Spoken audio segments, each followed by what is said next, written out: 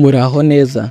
Ese wari uzi ko abantu benshi mu Rwanda batunzwe n'imbuga nkoranyambaga bakoresha, by'umwihariko Instagram? Bamwe mu ba content creator nirwo rubuga rwiza bakoresha mu kwinjiza agatubutse. Ese waba ushaka gufungura Instagram professional account nziza kandi yujuje ibisabwa byose kugira ngo utangire kuyishyiraho ibihangano byawe mu gihe uzaba wujuje ibisabwa, ukaba watangira guhembwa n'uru rubuga kuri smartphone yawe gusa?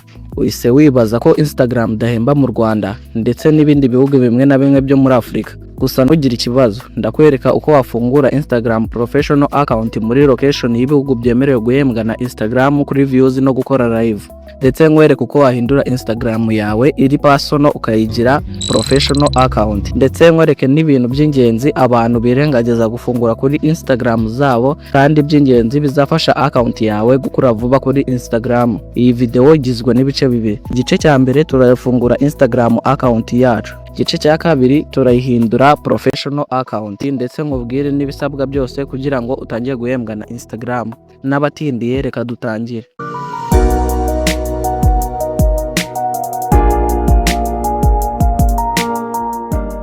Fata telefoni yawe.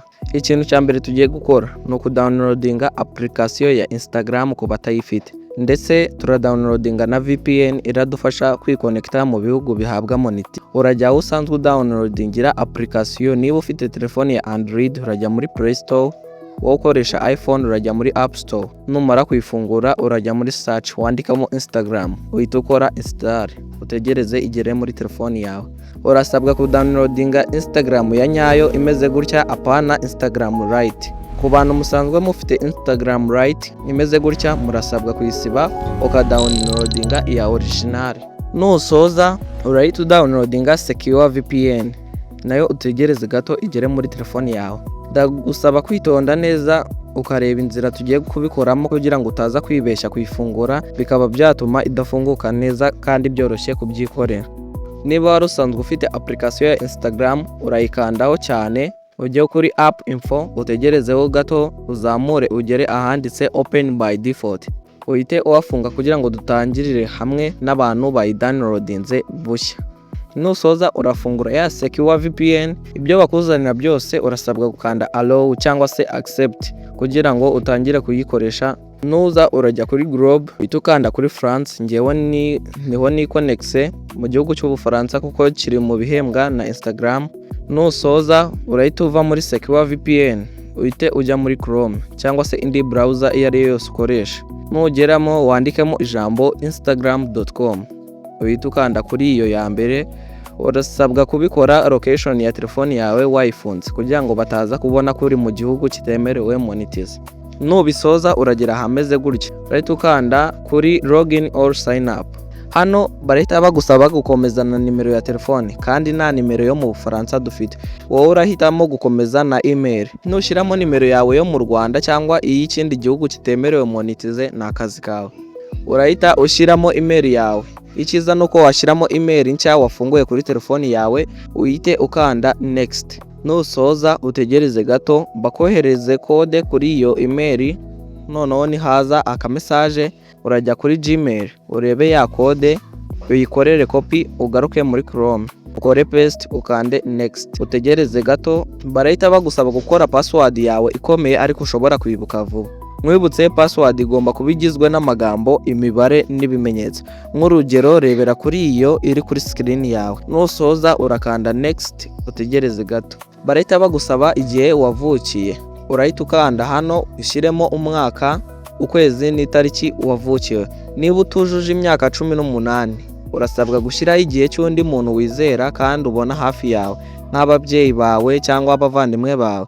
Urasabwa kubishyiramo nk'uko ku ndangamuntu yawe bimeze. Hanyuma nusoza ukande next. Baragusaba gushyiramo amazina, ariko hano ngaha urashyiramo izina uzajya ukoresha kuri Instagram. Nusoza ukande next. Baragusaba gushyiramo username yawe, urasangamo rya zina wanditse mbere ariko mu nyuguti ntoya. Mu gihe baryanze ushobora kongeraho umubare cyangwa akarongo bifatanye kugira ngo babanze babyemere. Utegereze babivivure cyangwa babyemere, uhite ukanda kuri next. Barahita bagusaba kwemera amategeko n'amabwiriza ya Instagram, uhita ukanda I agree, utegereze gato. Niba kuzanira ibi ukande OK. uhita ukanda save info.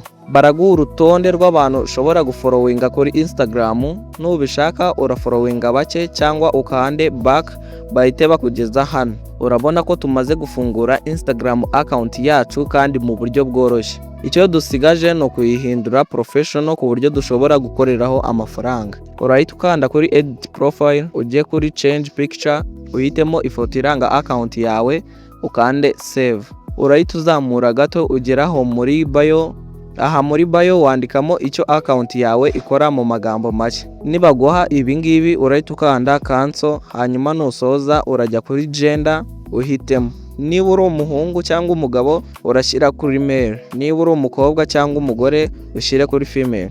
Urazamura ugere hano hasi ukande kuri submit, babyemeze kuri account yawe. Kugira ngo ugire account yawe professional urakanda hano kuri settings, uzamure ujye kuri account type and tools, hanyuma ukande kuri switch to professional account. Urahita uhitamo kuri creator niba ushaka kwinjiza amafaranga nk'umu content creator, hanyuma nimba account yawe ari ya business ukora urahitamo business, uhite ujya kuri next, nanone ukande next. Noneho hano urahitamo category ubarizwamo. Ino category ni nk'icyiciro account yawe ibarizwamo. Ngewe ndahitamo digital creator, hanyuma uhita ukanda done, nanone uhita ukanda continue.